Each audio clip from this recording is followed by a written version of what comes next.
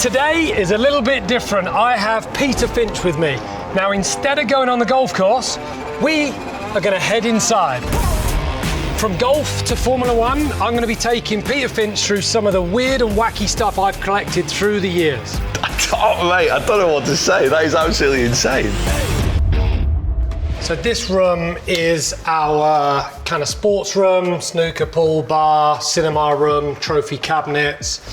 And through the years, I've collected all my equipment that I've used in the Ryder Cups, the trophies, the balls, the hole-in-one balls, tournament pins from the Masters, the US Opens, gifts that we have received from the captains of the Ryder Cup, to gloves signed by Michael Jordan, to golf balls signed by Sam Snead, to Monty's ball at the Ryder Cup at the Belfry when I was just a kid and I ran up to him on the ninth hole. I just have collected like really weird and wacky stuff, and I've now been able to sort of say weird and wacky. This is like the coolest bit of memorabilia. You got one of them? Oh my God, wow. What's your photo like? Yeah. I don't even think mine's in my wallet. I mean, look at that.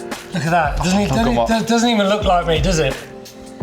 All of the Masters badges through the years, to US Opens, Open Championships, PGAs. We got badges for WGCs, Players Championships. That's so good. Monty's ball from the Ryder Cup at the Belfry when it was fog delayed. It was back then, was it Professional 90, was it? Yeah. Does it say on the side?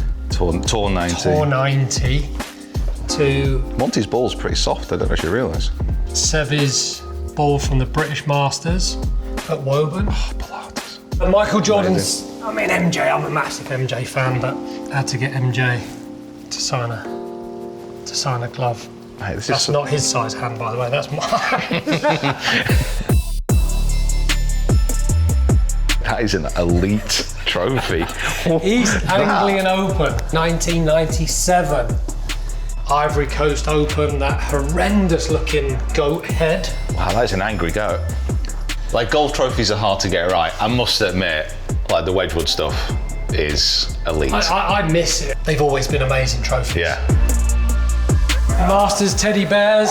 I played my first Masters in 04 and I never bought this little famous Cooperstone bear. So in 2005 when I went in the pro shop, they did these limited edition teddy bears and my lowest round was 68 at the time. So every single Masters I played from them, they kept bear number 68 for me. So all of the teddy bears that are dotted around in the cinema room are all bear number 68. That was the Italian Open. It's pretty bent, to be honest. I dropped it out my backpack on the way home. Oh, wow. As you can see, it took a bit of a whack on the concrete. Rookie of the Year, great. 2000. Those were the days.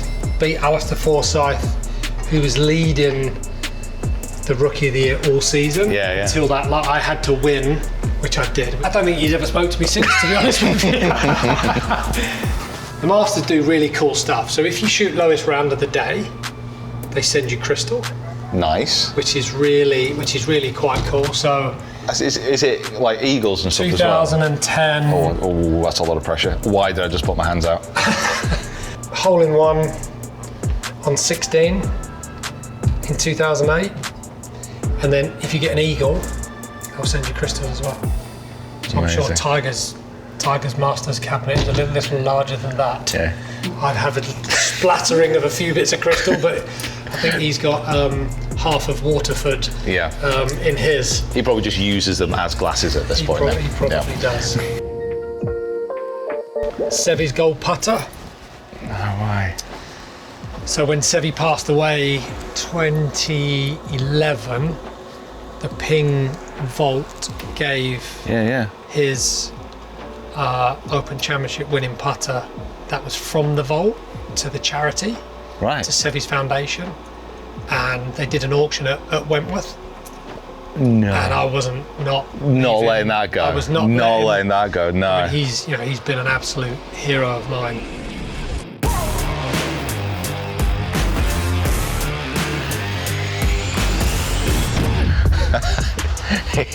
It's amazing. That's what it is. I knew you had a few.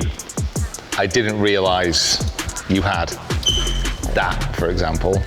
Oh my God. Yeah, cool car. I bought this in 2010. 275 GTB 4 cam, 1967. That's a 288 GTO. It's the first supercar they ever made. So there's 282 of them, and it's got 3,000 miles on the clock. Wow. Get in. Okay. I don't know if I've got any gloves. I don't want to like touch anything, but I'm too fat to get in gracefully. This must be what meth is like to car enthusiasts. You just get like excited about it, don't you? It's just like, it's so cool, like a museum almost. It's kind of what this is. I've always been a car fan. My uncle was the one in the family that had nice cars, and we could never afford a nice car. So my dream was always one day I want to own a Ferrari. This became it. It was like, if I can own a Ferrari one day, I've made it. I've done well in life. How much would this be worth now? Millions, I'm presuming. You would have to pay between 7.5 and 9 million. Wow. I didn't pay anywhere near that when I bought it. Hey, right time though, that's the thing, isn't it? Yeah. That's the first supercar Ferrari ever made. This was the second.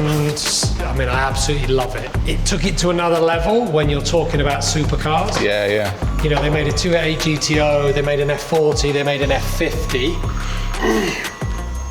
I had an F40 and an F50, which made the 5 supercars that they'd made at the time.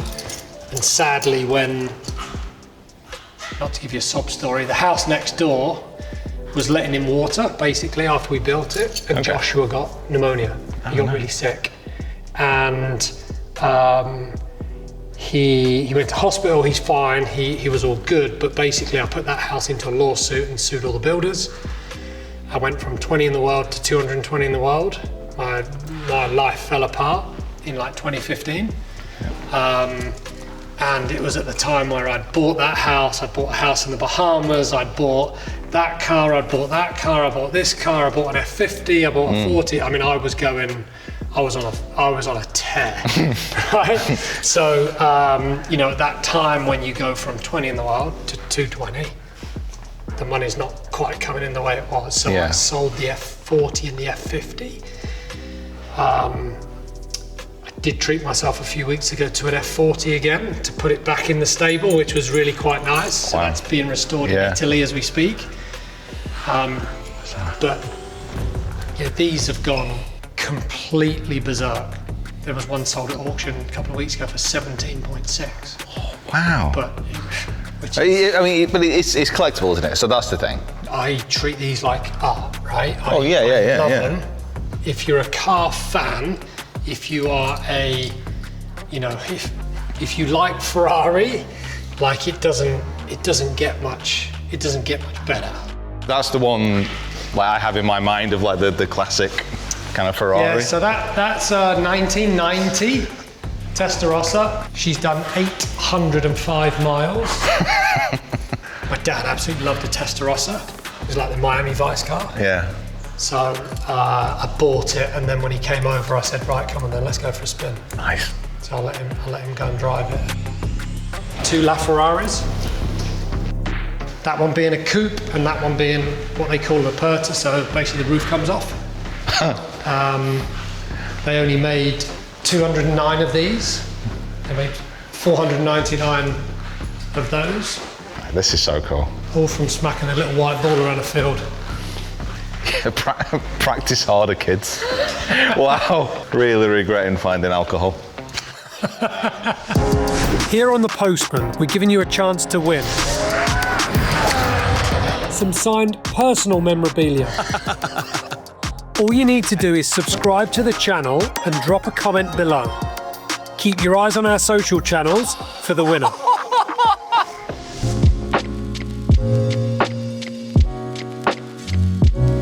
As I said, like, collector of, you know, silly little things like, you know, Scotty Cameron made ball markers for the Masters. So every time I played, if you just go into the normal member shop, they put some of the cool stuff out. So I think Scotty Cameron makes some of the coolest putters in the world. Yeah. But yeah, every year I'd go in, I'd buy a couple of ball markers, and I mean, who doesn't need American football Well, of course. with a Masters badge on it? The putter covers, limited edition Masters. Really find it quite hard not to geek out. Masters putters, the limited edition putters that Scotty used to make. Every bag that's played in a major, I've generally kept it. Every bag that was made custom, so I started to make, they're my trousers. So I started to send them like 6 months in advance what trousers I was going to wear at the Masters, or and then they used to just basically put them into the golf bags. So we basically would change it up. I think one year I ended up having 4 bags, one for each day because the outfits changed. Really cool race suit. Michael Schumacher's race-winning suit from Japan in 2001. I bought that a number of years ago. A friend of mine has a business sells race suits, and that's a really cool Ferrari from Schumacher. Yardage books through the years. I keep and have kept every yardage book from every tournament. There is somewhat probably 600, 700 yardage books. So I pulled out some meaningful ones. My first Masters book. Yeah, God, yeah. Second, you can see the difference of the books through the years, how they came on pretty. But even like 11, 12 years ago, so I would have used this book over a 2-year cycle. So I would start to put in all of the dots would be the dots that I've taken out of previous year's pin locations, and I would just mark them in the book of where they were. And then I would kind of scope, and the bigger the bend, obviously, the more putts breaking. But this was back when you could actually put a measurement device on the green to be able to work out what to actually get slope? Just to get a little gauge. Nice. And you can't do that anymore? No, it's not allowed anymore. Fun book from Tour School, 1999. Wow. But I've never changed the way I do my yardages. I'll always put front and then obviously the pin. I was obviously quite into the win there at 7-9 from 149. Don't need to explain yourself to me. It's fine. Do you still have your PGA Tour logbook? I think I might do, actually, in the loft. Yeah. You've not got that. You've not got that. No. Ian, I think you might have a problem, actually. I thought this was great to begin with. Oh, wow. Amazing. Oh. So this was 95, 6, 7, 8, 9. Yep. But was it any different when you did it? So I'm almost certain that we were like the last group through to still use this, because on the last year, I'm pretty sure it switched to mostly kind of an online syllabus. But they did they did psychology, it was business, club repairs. Yeah. Right, teaching. Yeah. Tournament admin. Yeah. But this was my logbook through the years. It's mad. That is. Oh, look! Mate, I don't know what to say. That is absolutely insane. It's pretty funny, right? I'm starting to like think I've not kept anything of my life at all. Here's some yardage books. Wow. I absolutely love the Velcro wall, by the way. I don't think I've ever actually seen a Velcro wall before. That's classic. So, 1991 off a handicap 11, I shot 81, right? Net 70. Well, how do you keep hold of these things? Like, because you've kept so much. I'm presuming you're not like forward planning into what you're going to do with them. You must have an incredible storage solution. It's a garage outside, but IKEA's #1 customer. I just wanted to keep it all with the, with the vision of one day having a guest house and I mean, just putting stuff on the walls and kind of telling my journey. Yeah, absolutely. Getting the PGA Tour the PGA logbook out. It's like that was insane. I must admit, that was actually a real highlight. It's just for all those days when it's really bad weather in Florida. Can you hole a 12-footer with the Medinah putter? Is this the actual putter? Yeah. This is like one of Ian's Ferraris to me. Can you remember it vividly? Yeah. I remember when I sort of mark my ball, I look up, and there's the entire US team, right? So as I walk around, and I get around this side of the hole, and I crouch down, and I look up, right? Every one of them. Davis, Love, like that. One by one, they're all standing right there behind the hole. So I'm crouching down, looking at my putt, and I sort of get up and it's like I'm looking at every single one of them in the face, even though it was like a millisecond, right? I can picture that where they're all standing, and then just to this side. So as I come around to this side of the hole and I'm looking at the green complex this side, was all our guys. Sergio's right there at the front, Graham McDowell, McGinley standing there. I'm getting goosebumps now, right? Oh, mate, it's like, hold this putt, and all of a sudden,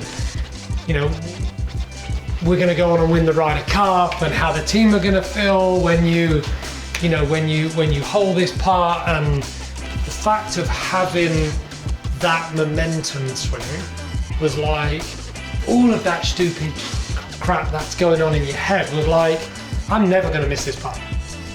Over to you. Yeah. Have a go. Cool. Yeah. So you got a little right to left. It's outside. It's outside right. Yeah, that hole doesn't look big, but my You're now shaking. bum hole feels you're now pretty good. shaking like a dog. Okay. Just outside right. Ryder Cup Europe, right behind you.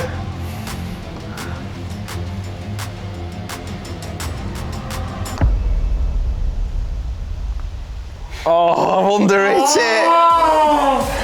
I've underhit it. Sergio's now going to call you a right? And I deserve it. I do. Everyone, I feel it. Rory's just turned around and said, what the was that? Right? The US team are now bouncing for joy. I feel it. And we've lost the Ryder Cup. I feel the disappointment. We've lost the Ryder Cup because of you. It even started raining outside. Mate, honestly, thank you so much for this. It's actually been one of the coolest mornings I think I've ever had. That was a real privilege to be able to geek out, so thank you for that.